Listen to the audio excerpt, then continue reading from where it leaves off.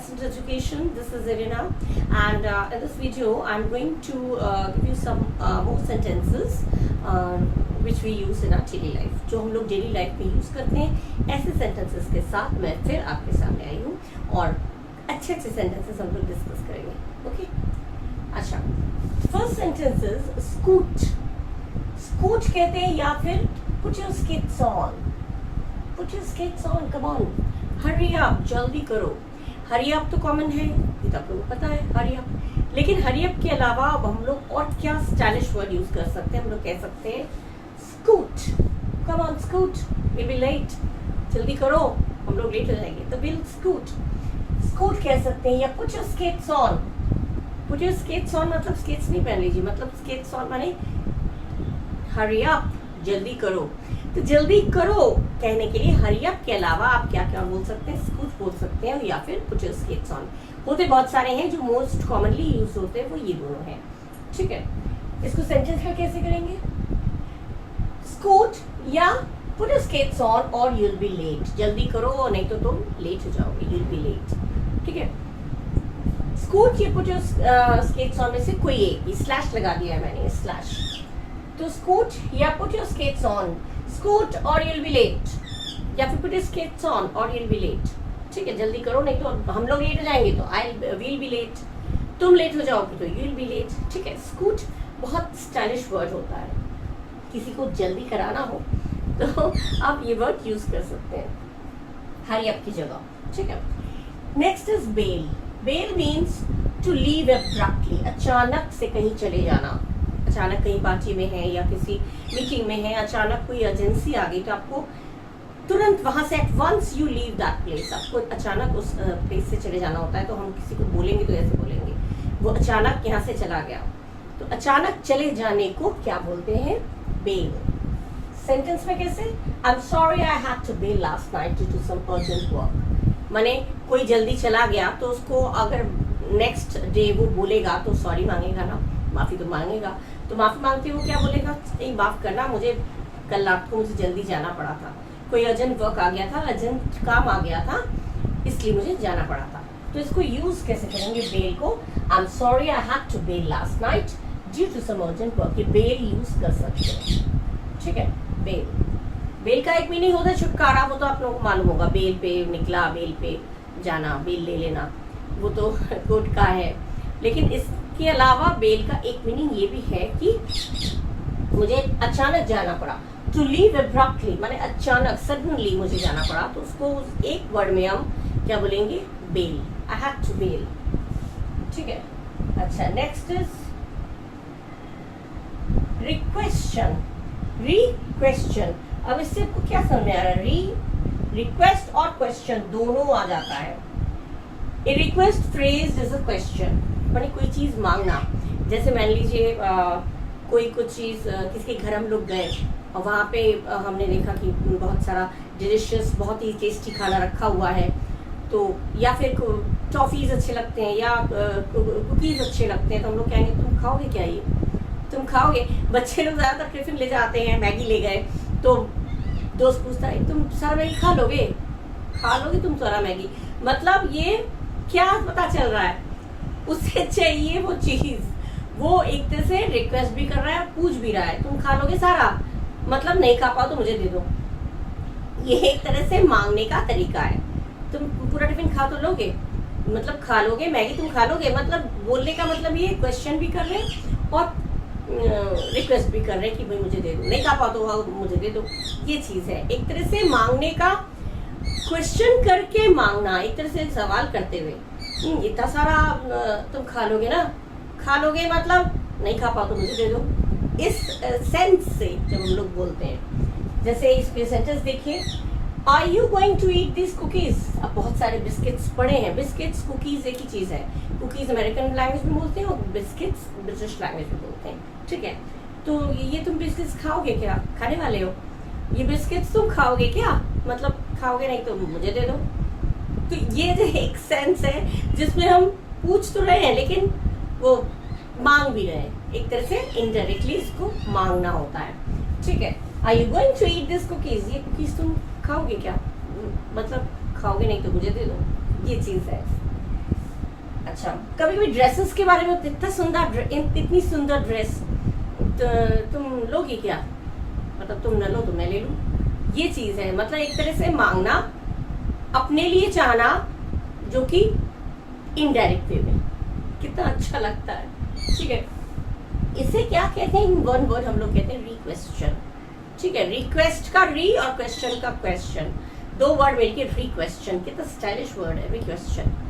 He made a रिक्वेस्शन to me, उसने मुझसे रिक्वेस्शन किया। रिक्वेस्शन माने उसे खाना था, भूख लगी थी, बहुत तेज भूख लगी है, और कोई सामने मैगी खा रहा है या कोई भी चीज अच्छी, जो डिलिशियस चीज जो अच्छी लगती है, मिठाई खा रहा है, तो तुम खा लोगे पूरा, खाओगे तुम पूरा, खाओगे क्या, नहीं मतलब नहीं खाओगे तो मुझे दे दो, इस तरह से। तो ये इसे क्या कहते हैं, वन वर्ड में हम कहते हैं रिक्वेस्शन, ठीक है।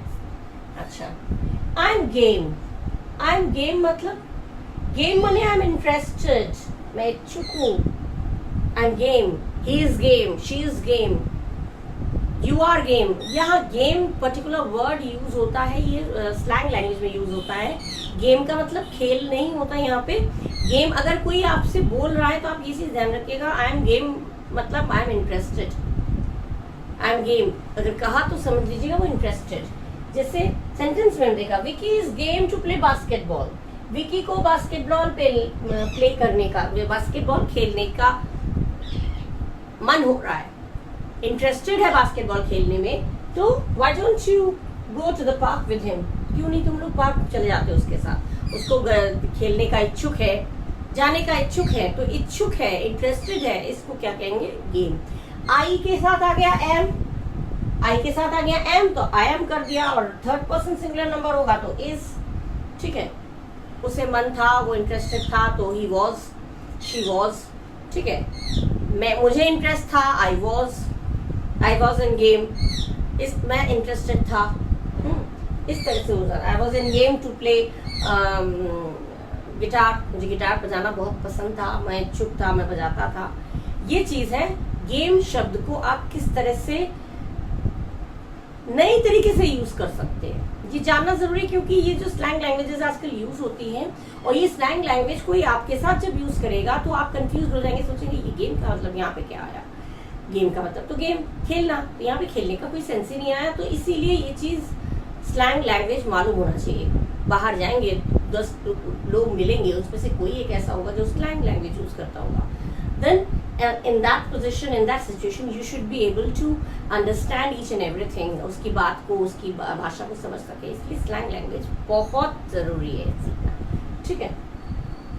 स्कूट या पुट योर स्केट्स ऑन, ये हरी अप, जल्दी करने के लिए बोलते हैं। बेल माने अचानक जाना, आई हैव टू बेल, मुझे जाना पड़ा, अचानक जाना पड़ा, केवल जाना पड़ा नहीं, अचानक जाना पड़ा, तो आई हैव टू बेल। मुझे अचानक जाना पड़ेगा, I have to bail, present है तो हैव टू, ठीक है। रिक्वेस्शन माने एक ऐसा रिक्वेस्ट जो सवाल भी कर रहे हैं और रिक्वेस्ट भी कर रहे हैं। इतनी सारी बिस्किट, मम्मी तुम्हारे इतने सारे केक दिए, ये तुम सारा केक खा लोगे, मतलब ना खाओ तो मुझे दे दो। ये एक क्वेश्चन भी है, रिक्वेस्ट भी है। और आई एम गेम माने हो गया आई एम इंटरेस्टेड, ठीक है। आई एम इंटरेस्टेड माने मैं इच्छुक हूँ। आई एम होगा तो आई होगा तो एम, ही होगा, थर्ड पर्सन सिंगुलर होगा तो इज हो गया। अदरवाइज जिसके साथ आर लगता है वो आर लगेगा, ठीक है, यू भी दे के साथ। तो Vicky is game to play basketball, why don't you go to the park with him. Basketball खेलने का इच्छुक है, क्यों नहीं पार्क में चले जाते उसको लेके, उसके साथ पार्क चले जाओ, खेलाओ। ये है सेंटेंस आपके स्लैंग लैंग्वेज, जो स्टाइलिश इंग्लिश होती है वो है आपका, ठीक है। अच्छा, इसके अलावा कुछ और वर्ड्स हम लोग पढ़ेंगे, ठीक। Rocking, oh it's rocking, you're just rocking, he is a rocking singer, he is a rocking dancer। Rocking बहुत यूज होता है, आप लोगों ने सुना भी होगा, जो लोग मैं सुन रहे हैं मुझे उन लोगों को मालूम होगा, बहुत यूज होता है, लेकिन कुछ लोगों को नहीं भी मालूम होगा, इसलिए मैं ये वर्ड इसमें शामिल कर रही हूँ, स्लैंग में आता है। रॉकिंग, रॉकिंग माने ऑसम, बहुत अच्छा, ग्रेट, ऑसम या बहुत बढ़िया। यू जस्ट रॉक, रॉक कहते हैं, तुम बिल्कुल, यू जस्ट रॉक, तुमने रॉक किया मतलब तुमने बहुत बढ़िया किया, तुमने बहुत अच्छा परफॉर्मेंस दिया, या यू जस्ट रॉक। रॉक मतलब हो गया, रॉकिंग मतलब हो गया रॉक किया, रॉकिंग मतलब हो जाता है बहुत बढ़िया, awesome, great. Yesterday we had a rocking time in this party। Party में बहुत मजे किए, बहुत मजेदार टाइम बीता हम लोगों का। तो रॉकिंग टाइम, ग्रेट टाइम भी कह सकते हैं, ऑसम टाइम भी कह सकते हैं, लेकिन और स्टाइल में जो बोलना होगा जो जनरली यूज में आता है, टीनेजर्स लोग तो खूब यूज करते हैं।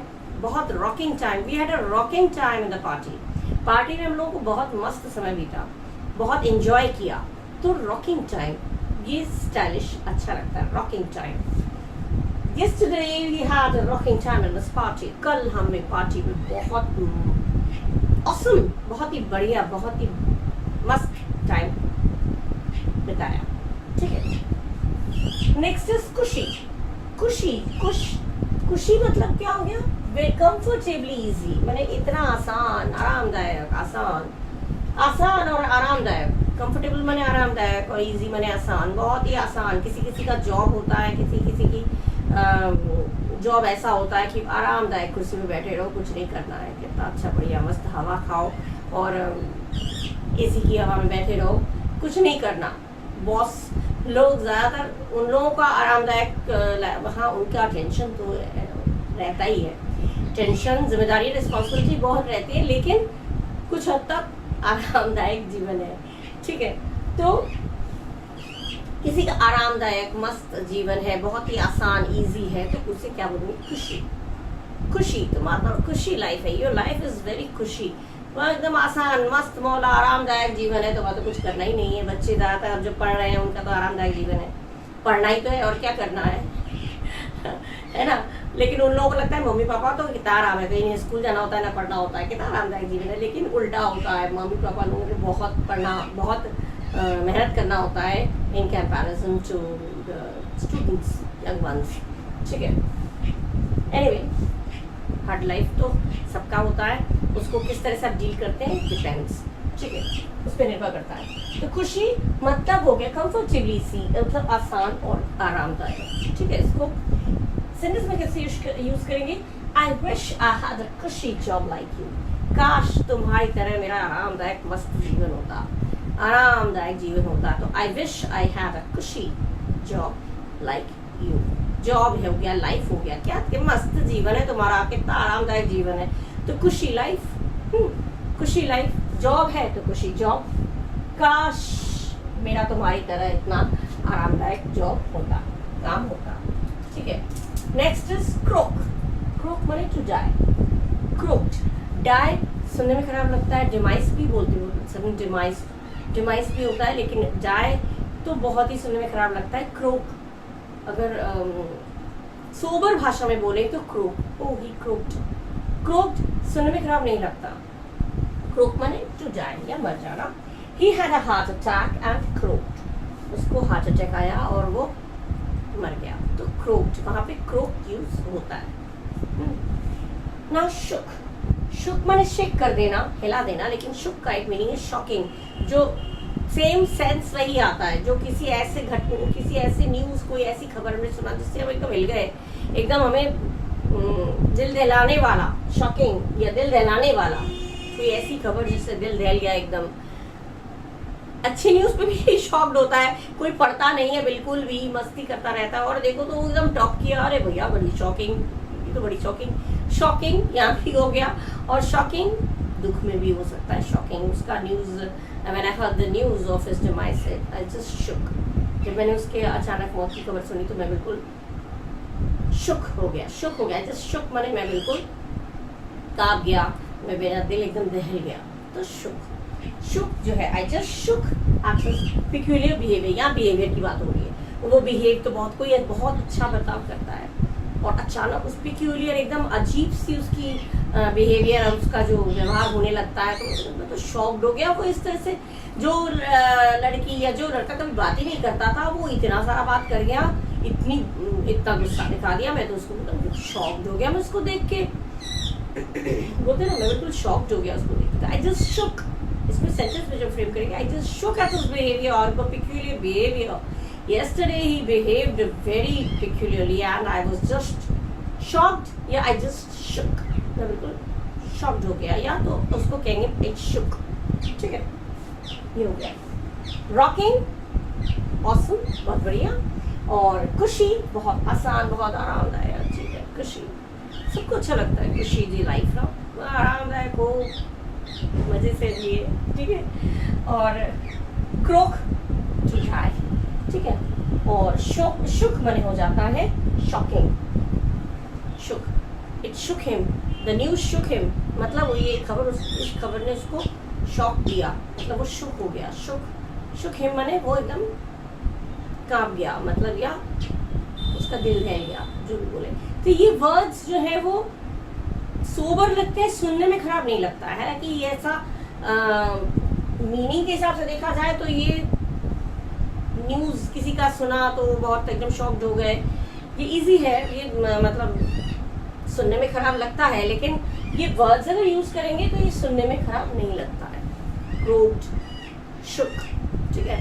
ये सेंटेंस, ये स्लैंग वर्ड्स हैं, ये स्लैंग वर्ड्स जो आप लोग डेली लाइफ में यूज करेंगे, स्लैंग वर्ड्स यूज करेंगे, तो इससे एक सेंटेंस जो आप बोलेंगे, जो भी स्टेटमेंट बोलेंगे, उसमें एक सॉबरिटी आएगी, एक क्या बोलते हैं, शालीनता जिसे होता है वो आता है, और कुछ नहीं, ठीक है। तो ये स्लैंग वर्ड्स आप लोग नोट डाउन कर लीजिए, ये स्लैंग वर्ड्स यूज करिएगा लाइफ में। ज़्यादा नहीं लूँगी, इतना ही मैंने स्लैंग वर्ड्स दिया है। इन स्लैंग वर्ड्स को खूब अच्छे से पढ़िएगा, और अच्छा लगे तो कमेंट करके बताइएगा, और अपने दोस्तों के साथ, अपने रिलेटिव्स के साथ, सबके साथ इसे शेयर करिएगा, जिससे ज़्यादा से ज़्यादा लोग इसको पढ़ें, यूज़ करें, ठीक है। तो इस तरह की और भी मैं वीडियोस बनाऊंगी। आप लोगों का साथ मुझे चाहिए, आप लोगों का प्यार मुझे चाहिए, बस इस तरह से मुझे साथ देते रहिए, और मैं आगे ऐसे ही वीडियोस और बनाती रहूँगी, ठीक है। So do take care of self and bye bye, thank you.